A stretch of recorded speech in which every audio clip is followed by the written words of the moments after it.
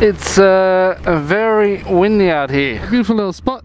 There's a little bit of a snack just to get us going. So now we're going to go to the other side of the upslope dike, and we might make a little stop there. And on the way back we'll go all the way along the water on the inside of the lake just here, and hopefully we'll be on some dikes so you get a nice view. It's great to be back, great to have a nice ride.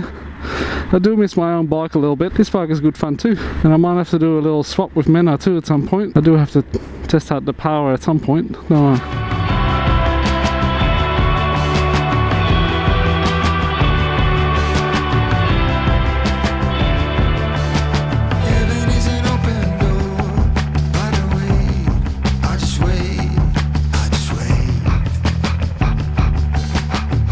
What was I talking about? Actually, another interesting little topic. When you go to different provinces, so Holland is divided up into provinces rather than states, so they all have their own councils and things like that, and I think the rules are all the same throughout the whole country. But the interesting thing is that we are only like a couple hours up north, and already the language is different. There's a lot of dialects in Holland, but this one up here is actually classed as its own language. So if they were talking to me, I would have no clue what they're talking about, whereas if they hear us talk, then they can understand us, because the national TV stations are all the North Holland province kind of language, I guess. Most people live in North Holland, I think, and South Holland. But yeah, so if you go north and east and south, they all have their own dialects, and to the point where we can't even understand them. So it's amazing how within an hour you could be talking to someone that you wouldn't be able to understand at all. Time to fuel up. I might have to get my mate to pay for me because I only have cash. This is a self-paying servo, which I don't actually know if we have any in Australia, which is quite handy, but you do need a card, so, which I don't have. And fuel prices are ridiculous out here. $1.59. So with these different dialects and somewhat languages, people like to make a lot of jokes and things about that, and like to make fun of each other, because, you know, it's always funny to hear people speak in a different way. It's the same as how my Australian accent is not really Australian, and how, you know, we make fun of the Kiwis, for example, because they sound funny. And the Dutch do that with the Belgians. They like to make fun of them as well. If you don't follow me on Instagram yet, come follow me at namelessriderz. So today we are in Harlingen, and we are going to visit a little statue of a little famous boy who is very famous in all sorts of places. I think around the world people always ask me about it. What is there to know? Well, for one, it's not a real boy. It's actually a made-up story. It's a made-up kid story, and so he's more of a myth rather than a legend. But nonetheless, it's a pretty good story. And so the story is about a little boy that finds out the dike is about to fall apart and there's a hole in the dike, and so he decides to put his finger in the dike to stop the flooding from happening. Therefore is saving pretty much a large part of the country, as Holland is mostly under sea level. Yeah, without the dikes we're pretty much screwed. So when it comes to climate change, guess who's going to be screwed first? It'll be the Dutch. Some awesome boats out here. Private swimming pool.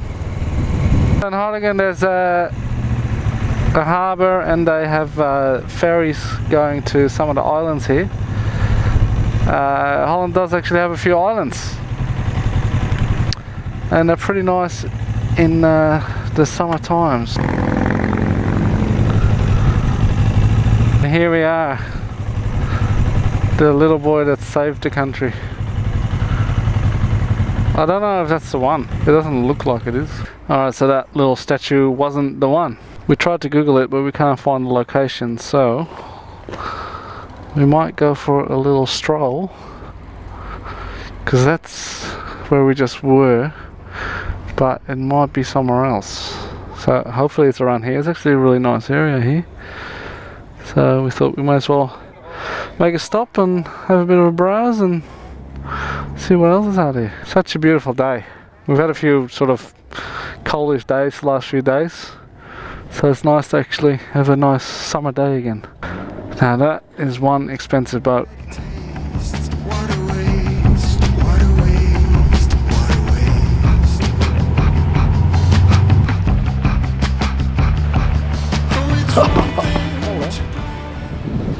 Here we are in Harlingen. That's quite nice. There's actually some boats going around, and they open up the bridge as well. Holland is made of water pretty much. So what happened is in the early days, the Dutch, they pumped out a lot of water and to create more land. And so the Dutch are very good with controlling the water. So there's actually lots of dikes and bridges to make it all work. So every city has their own canals and ways of getting the boats through. So this is one of them. Alright, let's go over the bridge. I think we found the actual, the right statue this time, which is on the other side of the bridge, so we'll go check that out.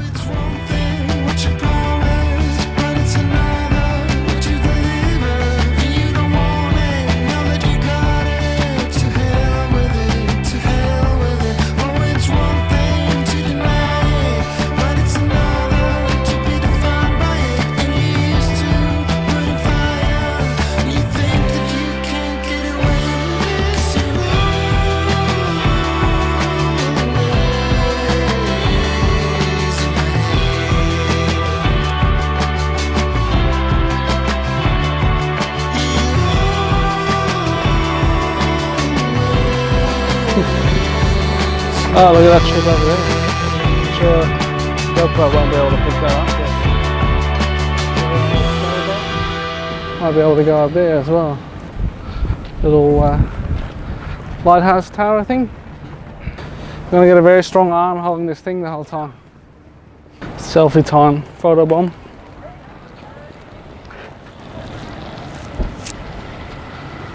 So here we are, the famous Hans. Saving Holland. Nou hè? So there's a big happening here. People have to put in the luggage and then the luggage gets put on the boat by the staff by the looks of it. I can't remember how long it is to actually go, but it must be about an hour to go to one of the islands. And then the islands are probably, you can be on there on a push bike and it's probably only like, takes what, half an hour to get to the other side? Something like that. I think it's time for another drink of some sort of description. Where should we go? I kind of like that one over there because then you can see the boats go past. Yeah. Oh look, a pirate ship. It's nice to be an actual tourist now. A little bit different than being one of the locals.